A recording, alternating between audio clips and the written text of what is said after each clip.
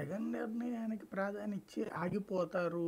జగన్ అహంకారి, జగన్ నియంత ఇవన్నీ ఒక సెక్షన్ ఆఫ్ మీడియా ఫోకస్ తప్పించి, అట్లయితే గనక అసలు నలుగురు ఎమ్మెల్యేలు వెళ్ళరు కదా అప్పుడు. నలుగురు ఎమ్మెల్యేలు వెళ్ళినప్పుడే జగన్ ధిక్కరించి వెళ్ళాడు. అంతకుముందు ఆ లెక్కనైతే 23 మంది ఎమ్మెల్యేలు వెళ్ళారు కదా. అప్పుడు మాత్రం అదేనేది అంటే జగన్ ఏమి బతిన్లాడడము, లేకపోతే గనక లేదని మళ్ళీ బుజ్జగించడము, ఈ తరహా మెంటాలిటీ ఉన్నోడు కాదు. తన వైఖరి ఏంటో నిర్మోహమాటంగా చెప్తాడు. నేను చూసుకుంటా, నేను చేసుకుంటా, ఇట్లాంటిది ఏం లేదు.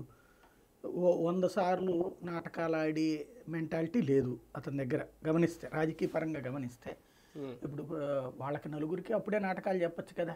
నీకెందుకు, మీకు మళ్ళీ సీట్లు ఉంటాయిలే, మీరు ఓట్లు వేయండి అని చెప్పచ్చుగా. మొన్న చెబితే గ్యారంటీ వేసేవాళ్ళుగా. ఈవెన్ పోలింగ్ బూత్ లోపలికి వెళ్తున్నప్పుడు అడిగినా కూడా అవకాశం ఇవ్వలేనని చెప్పేశాడు కదా. శ్రీదేవికి ఇన్ను అవకాశం ఇవ్వని అన్నాడు, మేకపాటికి ఎమ్మెల్సీ ఇస్తానన్నాడు, కోటరెడ్డికి ఇవ్వడం కుదరదు అన్నాడు, కానీ ఫ్యూచర్ చూసుకుంటానన్నాడు. వాళ్ళకి కావాల్సిన ఫ్యూచరు అసెంబ్లీ ఎలక్షన్స్లో మాత్రమే పోటీ చేయాలి, వద్దు అనుకున్నాడు.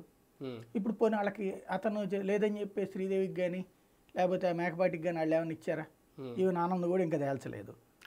ఒక ఇతందే కదా తెలిసింది, కోటరెడ్డికి ఒక్కడికే కదా తెలిసింది. కాబట్టి రాజకీయ జగన్ ఆస్పెక్ట్ అలా ఒకటే, చూద్దాంలే, నేను చూసుకుంటాలే, మీ ఈ టైప్ ఉండదు. చూద్దాం అనే మాట ఉంటుంది, ఏంటది ఏదో ఒకటి అని. అంతేగాని ఎమ్మెల్యే సీట్ల విషయంలో నీకు ఇవ్వకపోతే ఇవ్వను అని చెప్పేస్తాడు అతను. పార్టీలో ఫ్యూచర్ చూస్తానంట మీరు